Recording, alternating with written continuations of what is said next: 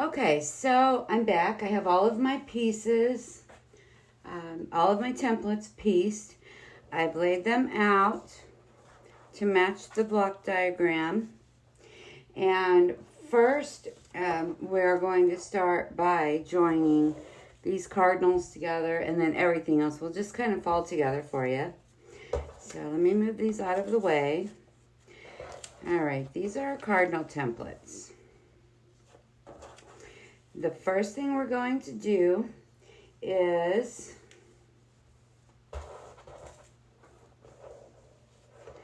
attach C to A, and then we're going to attach D to A, and then we're going to attach E to the newly formed unit, and then we'll finish it off with the B.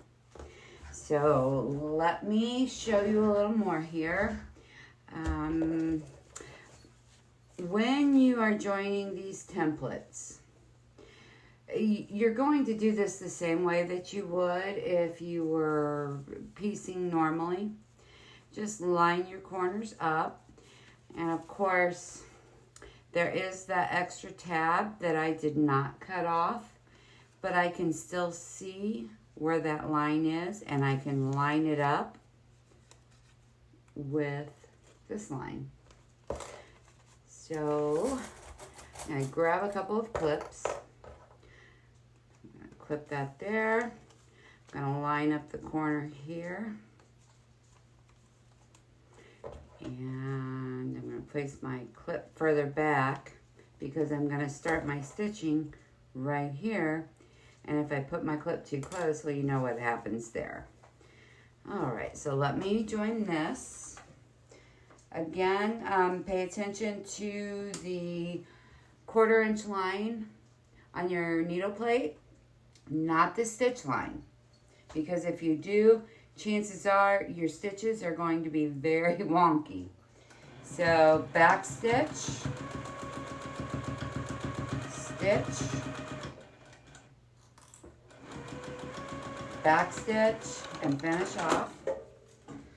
All right, so here I've stitched on the stitch line, watching the 1/4 inch seam from my needle plate. And then I'm just going to fold the paper from your seam line back. And I'm going to rip that off. Do the same thing on the other side, fold it back, rip it off. You will have some seams here that you need to pull the paper through. Just be careful. All right. And now I suggest that you do give this a press on your machine. Now you can press these seams open or to one side or the other. Let me give this a quick press. I'm pressing my seams open for this. All right. Next, we're joining D to the new unit.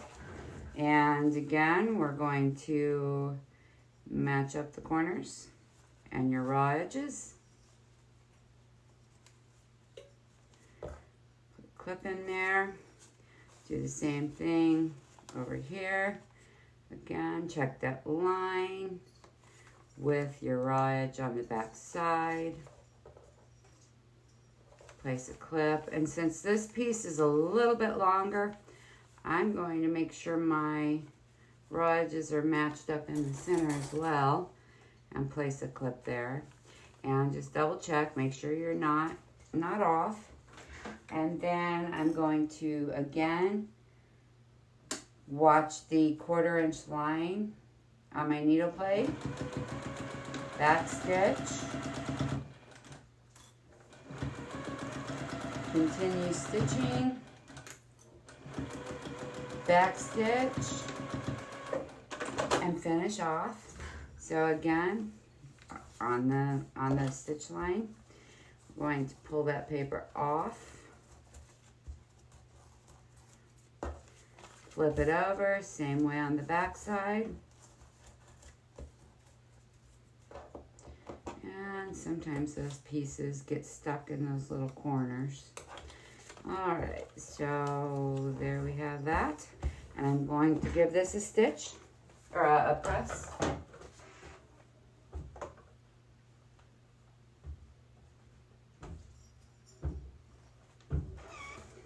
All right, next, we're going to attach E to the new unit. And again, start on one side, match your corner up. See, I did not trim the corner off. I can line that right up with the edge and put a clip there.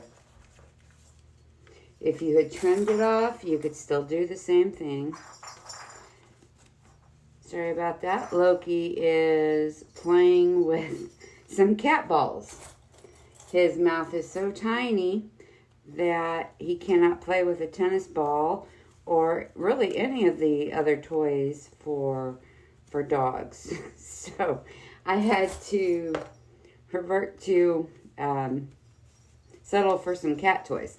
All right, so I'm going to take this to the machine. Again, back stitch, follow the 1/4 inch line on your needle plate. As long as you keep your template lined up with that 1/4 inch line on your needle plate, you'll have a nice 1/4 inch seam. But I promise, if you try to follow the line, you try to keep that needle lined up with the stitch line, you are going to be wonky. So we are going to rip our paper from the seam allowances. Make sure you get the paper and these seams.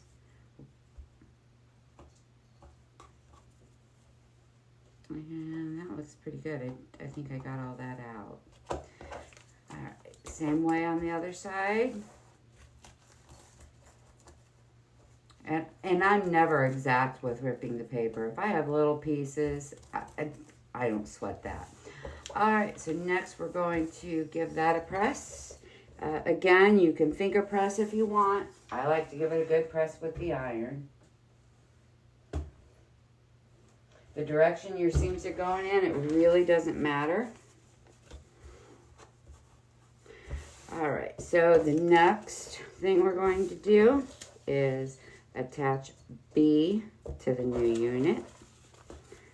Same way, just match up your corners from the templates.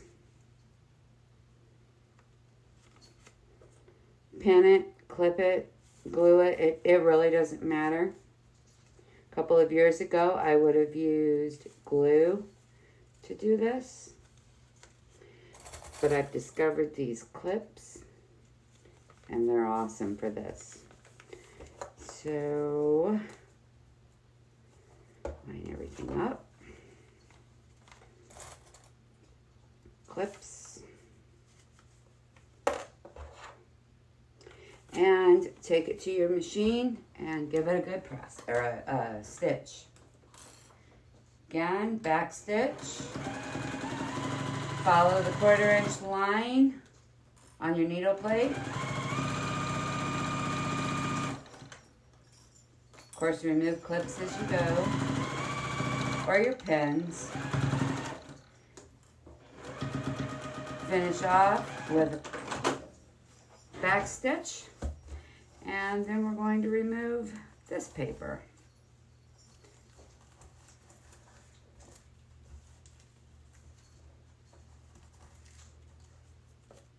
Now, you don't have to remove this paper.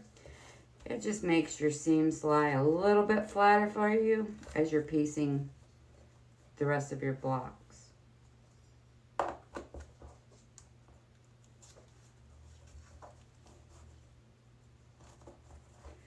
All right, so I'm going to give this a press on my machine.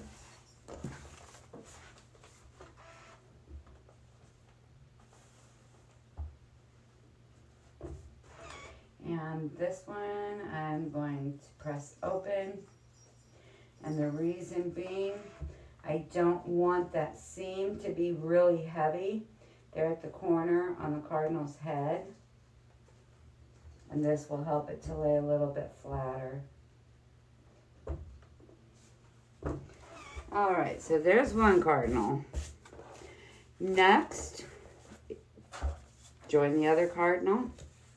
This solid D block gets stitched here.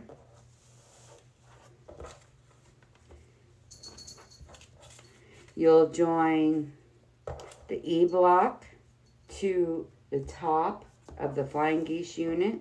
Now when you do this, in order for the other pieces to line up, make sure when you join E to the flying geese unit, make sure this extra patch is at the bottom of the flying geese unit.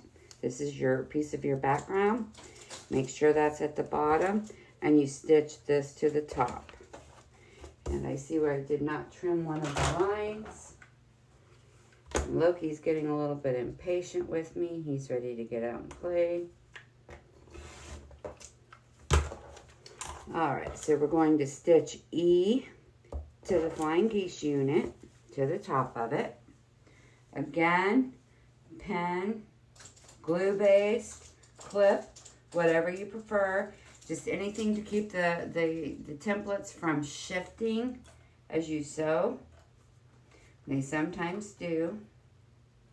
All right, don't forget to backstitch.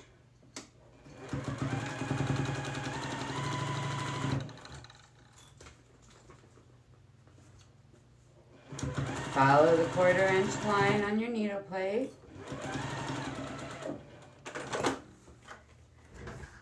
All right, so we're going to remove that paper. I like to set my stitch length. I don't know in inches how many stitches per inch. I just know it's a 1.5 on my Juki. So you will want to take your stitches down a little bit tighter. I mean, you're sewing through layers of fabric and paper, and then you're not necessarily gentle when you remove the paper. So a nice tight stitch works best. All right, so then next we're going to attach these.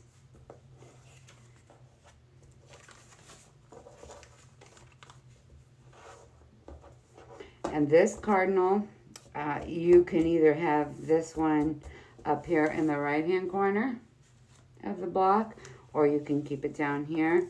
Down here, the cardinal will actually face, the cardinal on the top will face left, and this one will face right, or you can swap them up. Either way. So anyway, join the other cardinal the same way. Your flying geese unit, make sure that E is on top and this extra strip is on the bottom, and that's it.